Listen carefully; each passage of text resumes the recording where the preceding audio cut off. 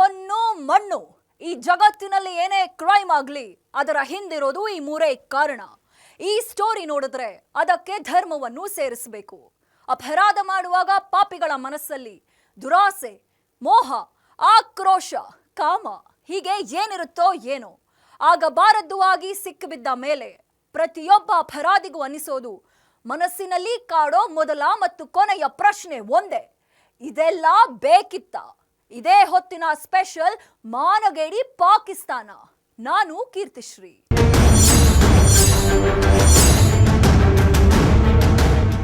ಪಾಪಿ ಪಾಕಿಸ್ತಾನ ದಿವಾಳಿ ಎದ್ದು ಹೋಗಿದೆ. ಕುಡಿಯೋಕೆ ನೀರಿಲ್ಲ, ತಿನ್ನೋಕೆ ಗತಿ ಇಲ್ಲ, ದೇಶ ನಡೆಸೋಕೆ ದುಡ್ಡಿಲ್ಲ. ಅಟ್ಲೀಸ್ಟ್ ಮಾನ ಮರ್ಯಾದೆ ಆದ್ರೂ ಬೇಡವಾ? ಭಾರತದ ವಿರುದ್ಧ ಯುದ್ಧ ಮಾಡ್ತೀವಿ, ಯುದ್ಧ ಗೆದ್ದೇ ಬಿಡ್ತೀವಿ ಅಂತ ಪುಕ್ಕಲು ಪ್ರಧಾನಿ ಉತ್ತರನ ಪೌರುಷ ತೋರಿಸ್ತಿದ್ದ. ಭಾರತ ಕೊಟ್ಟ ಸಿಂಧೂರ ಹೊಡೆತ ತಾಳಲಾರದೆ ಕಾಲ್ ಕಿತ್ಕೊಂಡು ಜಗತ್ತಿನ ಮುಂದೆ ತಲೆ ತಗ್ಗಿಸಿದ. ಪಾಕಿಸ್ತಾನಕ್ಕೆ, ಪಾಕ್ ಪ್ರಧಾನಿಗೆ ಈ ಜಗತ್ತು ಮರ್ಯಾದೆ ಕೊಡೋದಿರಲಿ, ಆ ದೇಶದ ನೌಕಾದಳ ಅಧಿಕಾರಿಗಳೇ ಕೊಟ್ಟಿಲ್ಲ. ಮಿತ್ರ ರಾಷ್ಟ್ರ ಚೀನಾಗ್ ಹೋದ್ರೂ ಗೌರವ ಸಿಗ್ಲಿಲ್ಲ. ಮೂರು ಬಿಟ್ಟೋರು ಊರಿಗೆ ದೊಡ್ಡೋರು, ಪಾಕಿಸ್ತಾನ ನೋಡಿನೇ ಹೇಳಿರ್ಬೇಕು ಅಂತ.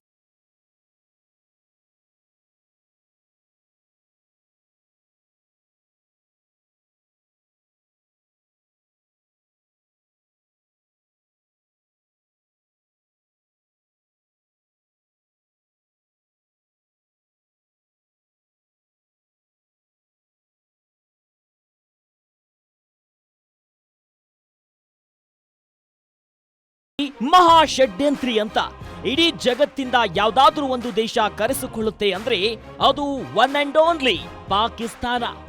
ಪಾಕಿಸ್ತಾನಿಯರಿಗೂ ನರಿಗಳಿಗೂ ದೇಹಾಕೃತಿ ಅಷ್ಟೇ ವ್ಯತ್ಯಾಸ ಕಣ್ರಿ, ಬುದ್ಧಿ ಮಾತ್ರ ಒಂದೇ. ಬೇರೆಯವರು ಬೇಟೆಯಾಡಿದ್ನ ಕಿತ್ಕೊಂಡು ತಿನ್ನೋದು, ಹೊಂಚು ಹಾಕಿ ಅಟ್ಯಾಕ್ ಮಾಡೋದು, ಅದಕ್ಕೆ ಪಾಕಿಸ್ತಾನಕ್ಕೆ ನರಿ ಬುದ್ಧಿಯ ರಣ ಹೇಡಿ ಅಂತ ಹೇಳೋದು. ಪಾಕಿಸ್ತಾನದ ಪರಿಸ್ಥಿತಿ ಹದಗೆಟ್ಟು ಹೋಗಿದೆ. ಜನರ ಬದುಕು ಅಧ್ವಾನ ಆಗೋಗಿದೆ. ಕುಡಿಯೋದಕ್ಕೆ ನೀರಿಲ್ಲ, ತಿನ್ನೋದಕ್ಕೆ ಅನ್ನದ ಗತಿ ಇಲ್ಲ. ಜನಸಾಮಾನ್ಯರಿಗೆ ಏನಂದ್ರೆ ಏನೂ ಸಿಗ್ತಿಲ್ಲ. ದೇಶದ ಸ್ಥಿತಿ ಡಸ್ಟ್ಬಿನ್ ಆಗಿದ್ರು ಪಾಕ್ ಪ್ರಧಾನಿಯ ಶೋಕಿ ಮಾತ್ರ ಕಮ್ಮಿಯಾಗಿಲ್ಲ. ಜಗತ್ತಿನ ಮುಂದೆ ಕೊಚ್ಚಿಕೊಳ್ಳೋದನ್ನ ಬಿಡ್ತಿಲ್ಲ. ಒಳಗೆ ಅಂಗಾಂಗಗಳು ಸುಟ್ಟು ಕರಕಲು ಆಗಿದ್ರು ಸೂಟ ಹಾಕೊಂಡು ನಮ್ದು ಸೂಪರ್ ಪವರ್ ರಾಷ್ಟ್ರ ಅಂತ ಹೇಳ್ಕೊಳ್ಳೋದನ್ನ ಬಿಟ್ಟಿಲ್ಲ. ನೋಡಿದ್ರೆ ಸ್ವದೇಶದಲ್ಲಿ ಮಾನನೂ ಸಿಗ್ತಿಲ್ಲ, ಗೌರವನೂ ಸಿಗ್ತಿಲ್ಲ. ಹೋಯ್ತು ಪಾಕ್ ಮಾನ, ಎಲ್ಲೋದ್ರೂ ಅವಮಾನ. ಪ್ರಧಾನಿಗೆ ನೌಕಾದಳದಿಂದಲೇ ಸಿಗಲಿಲ್ಲ ಮರ್ಯಾದೆ. ರೆಡ್ ಕಾರ್ಪೆಟ್ ಹಾಸಿಲ್ಲ, ಅದ್ದೂರಿ ವೆಲ್ಕಮ್ ಇಲ್ಲ. ಶಹಬಾಜ್ ಶರೀಫ್ ತನ್ನನ್ನ ತಾನು ಹೀರೋ ಅಂದ್ಕೊಂಡಿದ್ದಾನೆ. ಉಗ್ರರ ನಾಡು ನಮ್ಮ ದೇಶ ನಂಬರ್ 1 ಸ್ಥಾನದಲ್ಲಿದೆ ಅನ್ನೋ ಭ್ರಮೆಯಲ್ಲಿದ್ದಾನೆ. ದೇಶದ ಜನರು ತುತ್ತು ಅನ್ನಕ್ಕೂ ಕಿತ್ತಾಡ್ಕೊಂತಿದ್ದಾರೆ, ಹಸಿವಿನಿಂದ ಸಾಯ್ತಿದ್ದಾರೆ. ನಯ ಪಾಕಿಸ್ತಾನ ಮಾಡ್ತೀನಿ ಅಂತ ಅಧಿಕಾರಕ್ಕೆ ಬಂದ ಶಹಬಾಜ್ ಶರೀಫ್ ದೇಶವನ್ನೇ ಕುಲಗಿಳಿಸಿದ್ದಾನೆ. ಹುಚ್ಚು ಹುಚ್ಚಾಗಿ ಆಡ್ತಾ ಜಗತ್ತಿನ ಮುಂದೆ ದೇಶದ ಮಾನ ಕಳೆದಿದ್ದಾನೆ. ಪಾಕಿಸ್ತಾನ ಅಂದ್ರೆ ಇಡೀ ಜಗತ್ತೇ ಕ್ಯಾಕರ್ಸಿ ಹೋಗಿಯುತ್ತೆ. ಭೂಮಿ ಮೇಲೆ ಇಂಥ ದೇಶನೇ ಇರಬಾರ್ದು ಅಂತ ಶಾಪ ಹಾಕ್ತವೆ. ವಿಶ್ವ ಮಟ್ಟದಲ್ಲಿ 3 ಕಾಸಿಗೆ ಮಾನ ಹರಾಜು ಆಗ್ತಿದೆ. ರಣಹೇಡಿ ಪಾಕಿಸ್ತಾನಕ್ಕೆ ಜಗತ್ತಿನ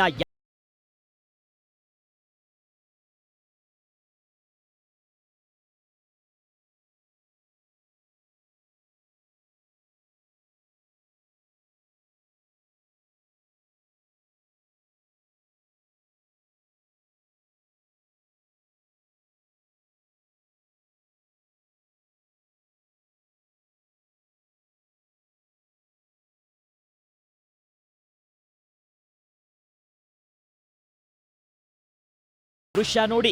ಪಾಕ್ ಪ್ರಧಾನಿ ಶಹಬಾಜ್ ಶರೀಫ್ ಫ್ಲೈಟ್ನಲ್ಲಿ ಕರಾಚಿಗೆ ಬಂದಿಳಿದಿದ್ದಾರೆ. ಭೂಸೇನೆ ಅಧಿಕಾರಿ ಹಾಗೂ ನೌಕಾಪಡೆ ಅಧಿಕಾರಿ ಜೊತೆ ಮತ್ತೊಬ್ರು ನಿಂತಿದ್ದಾರಷ್ಟೇ. ದೇಶದ ಪ್ರಧಾನಿ ಬರ್ತಾರೆ ಅಂದ್ರೆ ಹೇಗಿರಬೇಕು?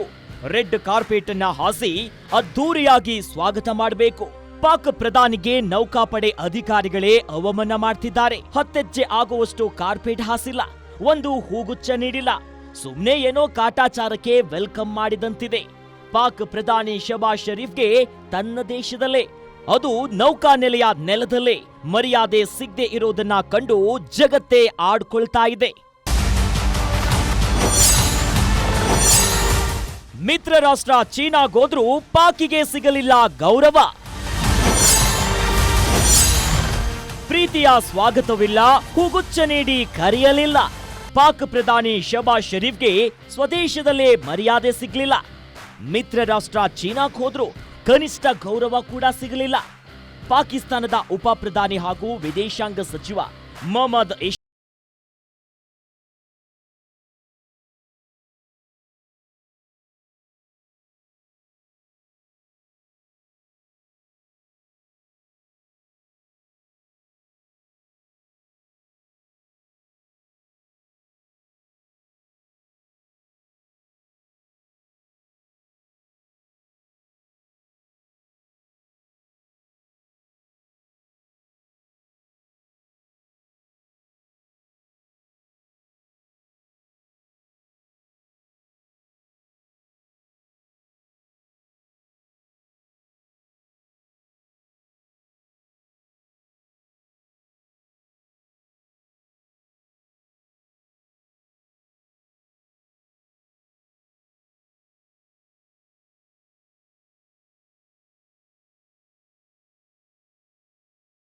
ಪ್ರಧಾನಿ, ಉಪ ಪ್ರಧಾನಿ, ವಿದೇಶಾಂಗ ಸಚಿವರು ಮತ್ತೊಂದು ದೇಶಕ್ಕೆ ಹೋದಾಗ ಅದ್ಧೂರಿಯಾಗಿ ಸ್ವಾಗತವನ್ನ ನೀಡಲಾಗುತ್ತೆ. ತಮ್ಮ ದೇಶಕ್ಕೆ ಬರುವ ರಾಜತಾಂತ್ರಿಕ ಅತಿಥಿಗೆ ರೆಡ್ ಕಾರ್ಪೆಟ್ ಅನ್ನ ಹಾಸಿ ಹೂಗುಚ್ಛವನ್ನ ನೀಡಿ ಸ್ವಾಗತ ನೀಡಲಾಗುತ್ತೆ. ಉಪ ಪ್ರಧಾನಿ ಮೊಹಮ್ಮದ್ ಇಶಾಕ್ದಾರ್ ಚೀನಾಗೆ ತೆರಳಿದ್ದಾಗ ಅಂಥದ್ದೇನು ನಡೆದಿಲ್ಲ.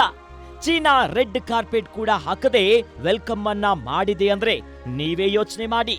ತನ್ನ ಮಿತ್ರ ರಾಷ್ಟ್ರಕ್ಕೆ ಇನ್ಯಾವ ಮಟ್ಟಿಗೆ ಗೌರವ ನೀಡುತ್ತೆ ಪಾಕ್, ಇನ್ಯಾವ ಮಟ್ಟಿಗೆ ತನ್ನ ಗೌರವವನ್ನ ಉಳಿಸಿಕೊಂಡಿದೆ ಅಂತ. ಭಾರತದ ಸಿಂಧೂರ ಯುದ್ಧ ಶರಣಾದ ಪಾಕಿಸ್ತಾನ. ಪಾಕ್ ರಣೋತ್ಸಾಹ ನೋಡಿ ನಕ್ಕಿದ್ದ ಇಡೀ ಜಗತ್ತು. ಭಾರತದ ಹೊಡೆತಕ್ಕೆ ಮೂಲೆ ಗುಂಪಾದ ಪಾಕಿಸ್ತಾನದ್ದು ಬಿಟ್ಟಿ ಬಿಲ್ಡಪ್. ಬಡಾಯಿ ಕೊಚ್ಕೊಳ್ಳೋದು ಬಿಟ್ರೆ ಮತ್ತೇನೂ ಇಲ್ಲ. ಕೈಯಲ್ಲಿ ಕಿಸಿಯೋಕೆ ಆಗದಿದ್ರು ಒಣ ಜಂಬಕ್ಕೇನು ಕಮ್ಮಿ ಇಲ್ಲ. ಪದೇ ಪದೇ ಉಗ್ರರನ್ನ ಚೂ ಬಿಟ್ಟು ಕೆಣಕ್ತಿದ್ದ ಪಾಕಿಸ್ತಾನದ ಮಾನ ಕಳೆದಿದ್ದು ಭಾರತ. ಮಾತ್ಗೂ ಪಾಕ್ ಪ್ರಧಾನಿ ವೇದಾಂತನೇ ಹೇಳ್ತಿದ್ರು, ನಾವು ಉಗ್ರರ ವಿರುದ್ಧ ಹೋರಾಡ್ತಿದ್ದೀವಿ, ನಮ್ಮ ದೇಶದಲ್ಲಿ ಭಯೋತ್ಪಾದಕರು ಇಲ್ಲ ಅಂತ ಹೇಳ್ತಾನೆ ಬರ್ತಿದ್ರು. ಅದೇ ಪಾಕ್ ಪ್ರಧಾನಿ ಶಹಬಾಜ್ ಶರೀಫ್ ಏಪ್ರಿಲ್ 22ರಂದು ಕಾಶ್ಮೀರಕ್ಕೆ ಉಗ್ರರನ್ನ ನುಸುಳಿಸಿದ್ರು. ಒಳನುಗ್ಗಿದ 4 26 ಅಮಾಯಕರನ್ನ ಕೊಂದು ಎಸ್ಕೇಪ್ ಆಗಿದ್ರು. ಆಗಲೇ ನೋಡಿ ಭಾರತ ಶತ್ರು ರಾಷ್ಟ್ರ ಪಾಕಿಸ್ತಾನಕ್ಕೆ ಪ್ರತೀಕಾರದ ಬಿಸಿ ಮುಟ್ಟಿಸೋದಕ್ಕೆ ಶುರು ಮಾಡಿದ್ದು. India will identify, track and punish every terrorist.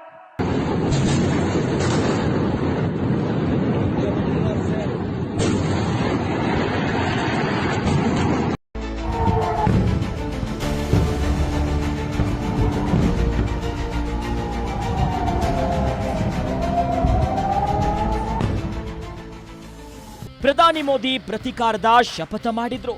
ನುಗ್ಗಿ ಹೊಡಿತೇವೆ ಅಂತ ಜನರಿಗೆ ಮಾತು ಕೊಟ್ಟಿದ್ರು. ಭಾರತ ಏನ್ ಮಾಡ್ಬಿಡುತ್ತೆ ಮಹಾ ಅಂತ ಪಾಕ್ ಪ್ರಧಾನಿ ಹಾಗೂ ಸೈನಿಕರು ನೆಮ್ಮದಿಯಾಗಿದ್ರು. ಅದು ಯಾವಾಗ ಭಾರತದ ಗಡಿಯಿಂದ ಬ್ರಹ್ಮೋಸ್ ಕ್ಷಿಪಣಿಗಳು ನುಗ್ಗಿದ್ವು ಆಗಲೇ ಗೊತ್ತಾಗಿದ್ದು. ಭಾರತೀಯ ಸೇನೆಯ ಪವರ್ ಪಾಕ್ ವಿರುದ್ಧ ಆಪರೇಷನ್ ಸಿಂಧೂರ ಆರಂಭಿಸಿದ ಭಾರತದ ವೈರಿ ರಾಷ್ಟ್ರ ಮುಟ್ಟಿ ನೋಡಿಕೊಳ್ಳುವಂತೆ ತಿರುಗೇಟು ನೀಡಿತ್ತು. ಇದಕ್ಕೆ ಪಾಕ್ ಪ್ರಧಾನಿ ಪ್ರತೀಕಾರವನ್ನ ತೀರಿಸಿಕೊಳ್ಳೋದಾಗಿ ಹೇಳಿದ್ರು. ಭಾರತದ ವಿರುದ್ಧ ಯುದ್ಧ ಮಾಡ್ತೀವಿ, ಗೆಲ್ತೀವಿ ಅಂತ ಬಿಲ್ಡಪ್ ಅನ್ನ ತೆಗೆದುಕೊಂಡಿದ್ರು. ಆದ್ರೆ ನಮ್ಮ ಯೋಧರು ಕೊಟ್ಟ ಏಟಿಗೆ ನಿಮ್ಮ ದಮ್ಮಯ್ಯ ಬಿಟ್ಟು ಬಿಡಿ ಅಂತ ಬೇಡ್ಕೊಂಡಿತ್ತು.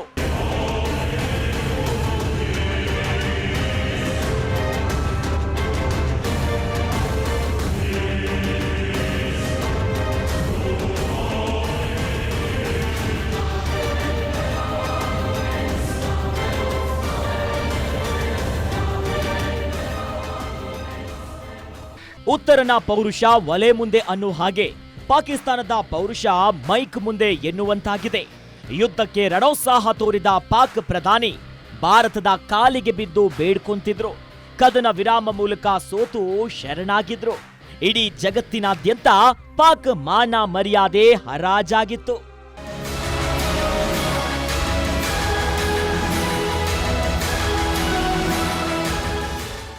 ರಣಹೇಡಿ ಪಾಕಿಸ್ತಾನಕ್ಕೆ ಚೀನಾನೇ ಮಿತ್ರ ರಾಷ್ಟ್ರ, ಆದ್ರೆ ಪಾಕಿಸ್ತಾನಕ್ಕೆ ಚೀನಾನೇ ಛೀ ಅಂತ ಇದೆ. ಕನಿಷ್ಠ ಗೌರವನೂ ಕೊಡದೆ ಅವಮಾನ ಮಾಡಿದೆ. ಇದು ಒಂದು ಕಡೆ ಆದ್ರೆ ಪಾಕ್ ಪರ ಬೇಹುಗಾರಿಕೆ ಮಾಡ್ತಿದ್ದವರು ಕೂಡ ಪಾಕಿಸ್ತಾನದ ಮಾನ ಹರಾಜ್ ಹಾಕಿದ್ದಾರೆ. ಅದ್ ಹೇಗೆ ಅಂತ ತೋರಿಸ್ತೀವಿ ಸ್ಮಾಲ್ ಬ್ರೇಕ್ ಆದ್ಮೇಲೆ.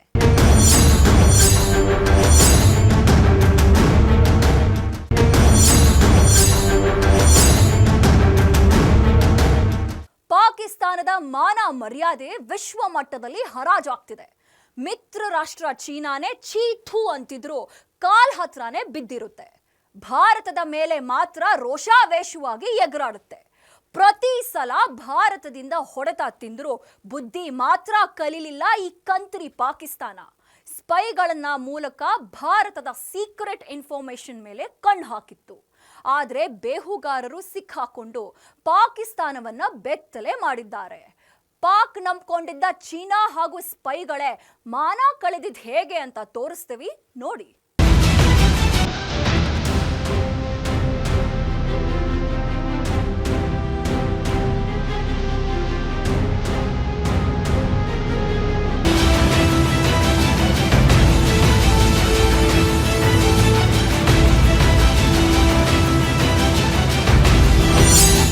ಚೀನಾ ಮಾನ ತೆಗೆದ ಪಾಕಿಸ್ತಾನ ಬೆಂಕಿಯಾದ ಡ್ರ್ಯಾಗನ್. ಮಂಗನಾದ ಚೀನಾ ಸ್ನೇಹಿತನ ವಿರುದ್ಧ ಸೇಡು ತೀರಿಸಿಕೊಳ್ತಾ ಭಾರತ ಪಾಕ್ ಯುದ್ಧ ಜಗತ್ತೇ ತಿರುಗಿ ನೋಡುವಂತೆ ಮಾಡಿತ್ತು. ಎರಡು ದೇಶಗಳಿಂದ ಕ್ಷಿಪಣಿಗಳು ಡ್ರೋನ್ಗಳು ಹಾರಾಡ್ತಿದ್ವು. ಕೇವಲ 4 ದಿನಕ್ಕೆ ಪಾಕಿಸ್ತಾನ ಸೋಲನ್ನ ಒಪ್ಪಿಕೊಳ್ತು. ಭಾರತ ನಮ್ಮನ್ನ ಉಳಿಸಲ್ಲ ಕಾಪಾಡಿ ಅಂತ ಜಗತ್ತಿನ ಮುಂದೆ ಬೇಡಿಕೊಳ್ತು. ಅಮೆರಿಕದ ಅಧ್ಯಕ್ಷ ಡೊನಾಲ್ಡ್ ಟ್ರಂಪ್ಗೆ ಕದನ ವಿರಾಮಕ್ಕೆ ಕೇಳಿಕೊಂಡಿತ್ತು. ಇನ್ನೊಂದು ಸಲ ನಿಮ್ಮ ತಂಟೆಗೆ ಬರಲ್ಲ ಬಿಟ್ಟುಬಿಡಿ ಅಂತ ಭಾರತವನ್ನ ಬೇಡ್ಕೊಂಡು ಕದನ ವಿರಾಮವನ್ನ ಮಾಡಿಸಿಕೊಳ್ತು. ಆದ್ರೆ ಈ ಸಂಘರ್ಷದಲ್ಲಿ ಪಾಕಿಸ್ತಾನದ ಮಾನ ಅಷ್ಟೇ ಅಲ್ಲ, ಚೀನಾದ ಮಾನ ಕೂಡ ಹರಾಜಾಗಿದೆ.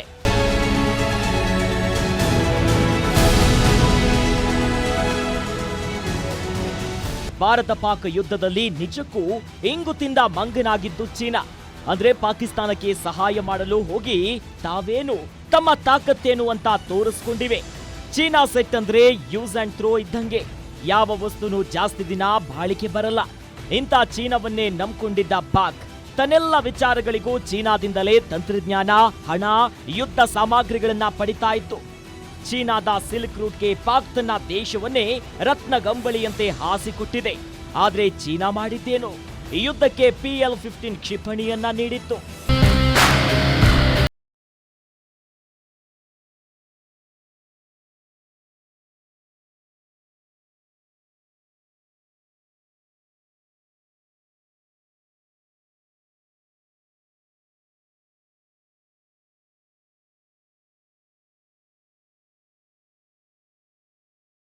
ಯುದ್ಧದ ಹುಮ್ಮಸ್ಸಿನಲ್ಲಿದ್ದ ಪಾಕ್ಗೆ ಚೀನಾ PL-15 ಕ್ಷಿಪಣಿಯನ್ನ ನೀಡಿತ್ತು. ಚೀನಾ ಕೊಟ್ಟಿದ್ದ PL-15 ಕ್ಷಿಪಣಿಯನ್ನ ಪಾಕಿಸ್ತಾನ ಭಾರತದ ಮೇಲೆ ಉಡಾಯಿಸಿತ್ತು. ಅದು ಗಡಿಯಲ್ಲೇ ಟುಸ್ ಪಟಾಕಿಯಾಗಿದೆ. ಸಣ್ಣ ಸ್ಫೋಟವೂ ಆಗದೆ ವಿಫಲ ಆಗಿತ್ತು. ಹೇಳ್ದೆ ಕೇಳದೆ ಚೀನಾದ ಮಿಸೈಲ್ ಬಳಸಿ ಪಾಕ್ ಚೀನಾದ ಮರ್ಯಾದೆ ತೆಗೆದಿತ್ತು. ಆ ಮಿಸೈಲ್ ಟುಸ್ ಆಗಿ ಪಾಕಿಸ್ತಾನದ ಮಾನ ತೆಗೆದಿತ್ತು. ಚೀನಾದ ಅಧ್ಯಕ್ಷನ ಮೇಲೆ ನಂಬಿಕೆ ಇಟ್ಟಿದ್ದ ಪಾಕಿಸ್ತಾನದ ಪ್ರಧಾನಿಗೆ ಅವಮಾನ ಆಗಿತ್ತು. ವಿಶ್ವದ ಬಹುತೇಕ ರಾಷ್ಟ್ರಗಳು ಪಾಕಿಸ್ತಾನವನ್ನ ಆಡಿಕೊಂಡು ನಕ್ಕಿದ್ವು. ಜಗತ್ತಿನ ಮುಂದೆ ತನ್ನ ಮಿಲಿಟರಿ ಪವರ್ ಡಮ್ಮಿ ಅಂತ ತೋರಿಸಿದ ಪಾಕ್ ವಿರುದ್ಧ ಚೀನಾ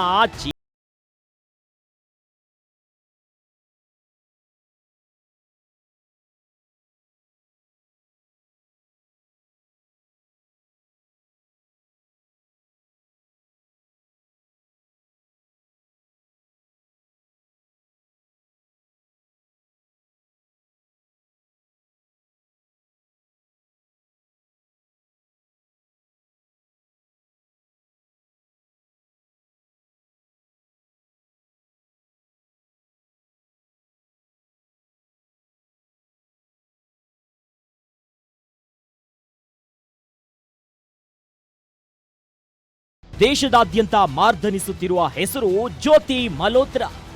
ಹರಿಯಾಣ ಮೂಲದ ಈಕೆಗೆ ಕಿಂಚಿತ್ತು ನಿಯತ್ತು ಇಲ್ಲ, ಕಿಂಚಿತ್ತು ದೇಶ ಪ್ರೇಮ ಇಲ್ಲ ಬಿಡಿ. ಇದ್ದಿದ್ರೆ ಇಂಥ ದೇಶದ್ರೋಹದ ಕೆಲಸ ಮಾಡ್ತಿರ್ಲಿಲ್ಲ. ಯೂಟ್ಯೂಬ್ ಟ್ರಾವೆಲರ್ ಆಗಿದ್ಕೊಂಡೇ ಭಾರತಕ್ಕೆ ಮೋಸ ಮಾಡಿದ್ದಾಳೆ. ಭಾರತದ ಕಡುವೈರಿ ಪಾಕಿಸ್ತಾನದ ಪರವಾಗಿ ಬೇಹುಗಾರಿಕೆಯನ್ನ ಮಾಡಿ ಸಿಕ್ಕಿಬಿದ್ದಿದ್ದಾಳೆ.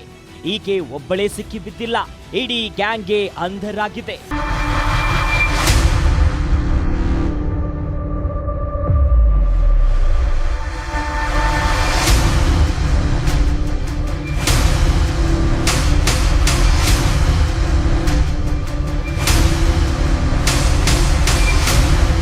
ಟ್ರಾವೆಲ್ ಬ್ಲಾಗರ್ ಜ್ಯೋತಿ ಮಲ್ಹೋತ್ರಾಳನ್ನ ಹರಿಯಾಣದ ಹಿಸಾರ್ನಲ್ಲಿ ಅರೆಸ್ಟ್ ಮಾಡಲಾಗಿದೆ. ಪಂಜಾಬ್ನಲ್ಲಿ 6, ಹರಿಯಾಣದಲ್ಲಿ 4 ಸೇರಿದಂತೆ 12 ಮಂದಿ ಬೇಹುಗಾರರನ್ನ ಬಂಧಿಸಲಾಗಿದೆ. ಬಂಧಿತರಲ್ಲಿ 2 ಜ್ಯೋತಿ ಮಲ್ಹೋತ್ರಾಗೆ ಸಹಚರರಾಗಿ ಕೆಲಸ ಮಾಡ್ತಿದ್ರು. ಎಲ್ಲರೂ ಒಂದೊಂದು ಜವಾಬ್ದಾರಿಯನ್ನ ಹೊತ್ತುಕೊಂಡಿದ್ರು. ಭಾರತದಲ್ಲಿ ಊಸರವಳ್ಳಿಯಂತೆ ಇಟ್ಕೊಂಡು ಪಾಕಿಸ್ತಾನದ ಪರವಾಗಿ ಕೆಲಸ ಮಾಡ್ತಿದ್ರು. ಭಾರತದ ಸೀಕ್ರೆಟ್ ಮಾಹಿತಿಗಳನ್ನ ಪಾಕಿಸ್ತಾನದ ಗುಪ್ತಚರ ಇಲಾಖೆಯ ಅಧಿಕಾರಿಗಳಿಗೆ ತಿಳಿಸ್ತಿದ್ರು. ಪಾಕ್ ಪ್ರೇಮಿಗಳ ಬೇಹುಗಾರಿಕೆ ಬಯಲಾದ್ಮೇಲೆ ಪಾಕಿಸ್ತಾನದ ನೀಚ ಬುದ್ಧಿ ಎಂತದ್ದು ಅಂತ ಮತ್ತೆ ಜಗತ್ತಿಗೆ ಗೊತ್ತಾಗಿದೆ.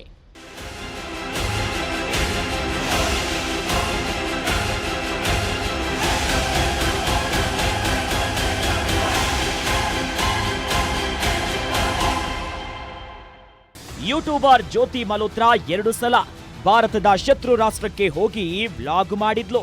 ಮೊದಲ ಬಾರಿ ಹೋಗುವಾಗಲೇ ಪಾಕ್ ಕಮಿಷನರ್ ಎಹ್ಸಾನ್ ಉರ್ ರಹೀಂ ಅಲಿಯಾಸ್ ಡ್ಯಾನಿಶಿಂಗ್ ನ ಸಂಪರ್ಕ ಮಾಡಿದ್ಲು.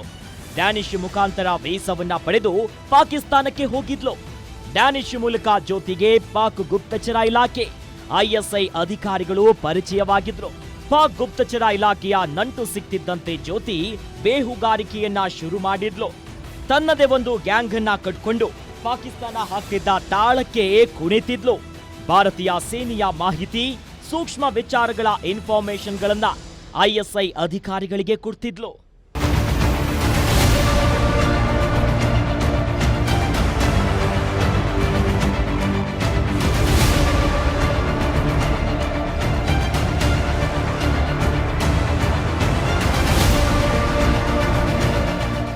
ಇನ್ನು ಪಹಲ್ಗಾಮ್ನಲ್ಲಿ ಉಗ್ರ ದಾಳಿ ನಡೆಯೋಕ್ಕೂ ಮುಂಚೆಯೇ ಜ್ಯೋತಿ ಮಲ್ಹೋತ್ರಾ ಭೇಟಿ ನೀಡಿದ್ಲು. ಕಾಶ್ಮೀರದ ಪಹಲ್ಗಾಮ್ಗೆ ಭೇಟಿ ಕೊಟ್ಟಿದ್ಲು. ಅದರ ಫೋಟೋಗಳನ್ನ ಕೂಡ ಅಪ್ಲೋಡ್ ಮಾಡಿದ್ಲು. ಈಕೆ ಪಹಲ್ಗಾಮ್ಗೆ ಭೇಟಿ ಕೊಟ್ಟ 3 ತಿಂಗಳ ನಂತರ ಉಗ್ರರು ಅಟ್ಯಾಕ್ ಮಾಡಿದ್ದಾರೆ. ಈಕೆಯ ಇನ್ಫಾರ್ಮೇಶನ್ ಮೂಲಕನೇ ನಡೆದಿದೆ ಅಂತ ಹೇಳಲಾಗ್ತಿದೆ. ಪಹಲ್ಗಾಮ್ ಅಟ್ಯಾಕ್ ಹಾಗೂ ಬೇಹುಗಾರಿಕೆಯಲ್ಲಿ ಪಾಕ್ ಕೈವಾಡ ಇರೋದು ಗೊತ್ತಾದ್ಮೇಲೆ ಜಗತ್ತು ಕ್ಯಾಕರಿಸಿ ಹೋಗಿತ್ತಿದೆ. ನಾವು ಉಗ್ರರಿಗೆ ಸಪೋರ್ಟ್ ಮಾಡಲ್ಲ ಅಂತ ಸುಮ್ಮನೆ ಹೇಳೋದಲ್ದೆ ಪಹಲ್ಗಾಮ್ನಲ್ಲಿ ನರಮೇಧ ನಡೆಸಿದೆ. ಭಾರತದಲ್ಲಿ ಸ್ಪೈಗಳನ್ನ ಬಿಟ್ಟು ಬೇಹುಗಾರಿಕೆ ನಡೆಸಿದೆ. ಇವರೆಲ್ಲ ಸಿಕ್ಕಿಬಿದ್ದು ಮತ್ತೆ ಪಾಕ್ ಮುಖವಾಡ ಬಯಲಾಗಿದೆ. ತಲೆ ತಗ್ಸಿದ್ರು ಪಾಕಿಸ್ತಾನ ತಲೆ ಕೆಡಿಸ್ಕೊಳ್ಳಲ್ಲ. ಭಾರತದ ವಿರುದ್ಧ ಏನಾದ್ರೂ ಒಂದು ಷಡ್ಯಂತ್ರ ಮಾಡದೆ ನಿದ್ರಿಸಲ್ಲ. ಆಪರೇಷನ್ ಸಿಂಧೂರ ಬಳಿಕ ಪಾಕಿಸ್ತಾನಕ್ಕೆ ಸ್ವದೇಶದಲ್ಲೇ ಮರ್ಯಾದೆ ಸಿಗ್ತಿಲ್ಲ. ಇನ್ನು ಜಗತ್ ಕೊಡುತ್ತಾ? ಅದು ಯಾಕೆ ಅಂತ ಹೇಳ್ತೀವಿ ಸ್ಮಾಲ್ ಬ್ರೇಕ್ ಆದ್ಮೇಲೆ.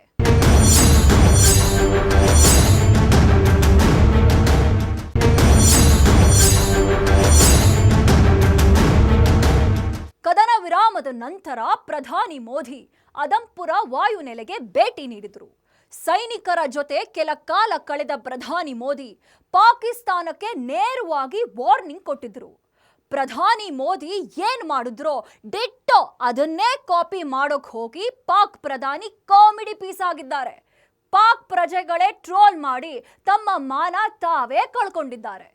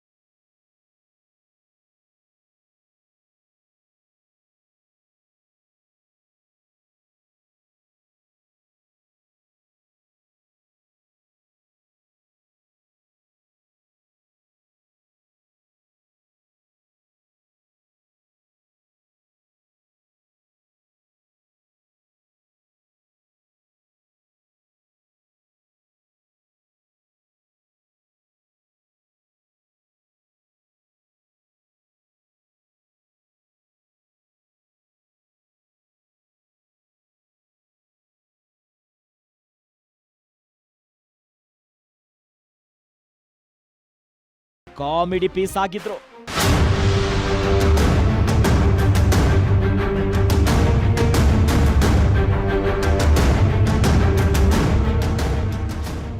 ಹೌದು, ಪಾಕಿಸ್ತಾನದ ಪ್ರಧಾನಿ ಶೆಹಬಾಜ್ ಶರೀಫ್ ಪ್ರಧಾನಿ ಮೋದಿಯನ್ನ ಕಾಪಿ ಮಾಡಲು ಹೋಗಿ ಪೇಚಿಗೆ ಸಿಲುಕಿದ್ರು.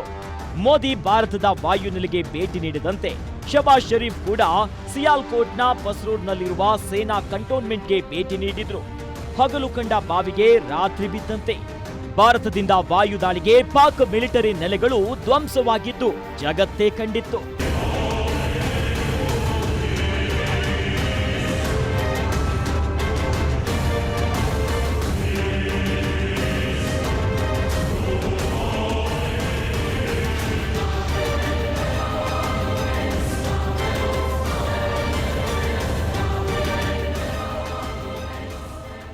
ಭಾರತೀಯ ವಾಯುಪಡೆಯಿಂದ ಉಂಟಾದ ಹಾನಿಯನ್ನ ಮರೆಮಾಚುವುದಕ್ಕೆ ಪಾಕ್ ಪ್ರಯತ್ನ ಮಾಡಿತ್ತು.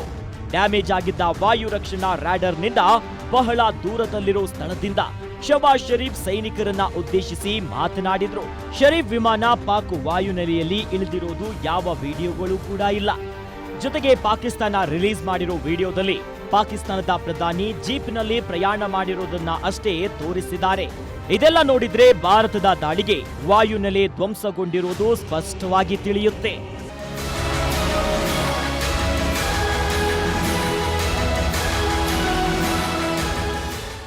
ಈ ಮೂಲಕ ಪಾಪಿ ಪಾಕಿಸ್ತಾನ ಈಗ ಜಗತ್ತಿನ ಮುಂದೆ ಬೆತ್ತಲಾಗಿದೆ. ಎಲ್ಲ ರಾಷ್ಟ್ರಗಳು ಆಡ್ಕೊಂಡು ನಗ್ತಿವೆ. ಜಾಗತಿಕ ಮಟ್ಟದಲ್ಲಿ ಮಾನ ಮರ್ಯಾದೆ ಹರಾಜಾಗಿದೆ. ಆದ್ರೂ ಜಟ್ಟಿ ಕೆಳಕ್ಕೆ ಬಿದ್ರೂ ಮೀಸೆ ಮಣ್ಣಾಗಿಲ್ಲ ಅನ್ನೋ ರೀತಿ ಪೋಸ್ ಕೊಡ್ತಿದೆ ಪಾಕ್.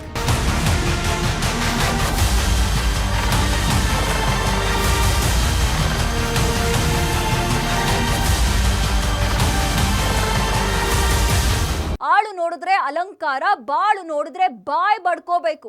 ಇದು ಪಾಕಿಸ್ತಾನದ ಪರಿಸ್ಥಿತಿ. ಮಾನ ಮರ್ಯಾದೆ ಅಂದ್ರೇನು ಅಂತಲೇ ಗೊತ್ತಿಲ್ಲದ ಪಾಕಿಗಳಿಗೆ ಉಗಿದ್ರೇನು, ಉಗಿದು ಉಪ್ಪು ಹಾಕಿದ್ರೇನು. ಕಿಂಚಿತ್ತು ನಾಚಿಕೆ ಇಲ್ಲದ ಮಾನಗೇಡಿ ಪಾಕಿಸ್ತಾನಕ್ಕೆ ಇದೆಲ್ಲ ಬೇಕಿತ್ತಾ ಅಂತ ಜಗತ್ತೇ ನಗ್ತಿದೆ. ಇದು ಗ್ಯಾರಂಟಿ ನ್ಯೂಸ್. ಸುದ್ದಿ ಖಚಿತ, ನ್ಯಾಯ ನಿಶ್ಚಿತ.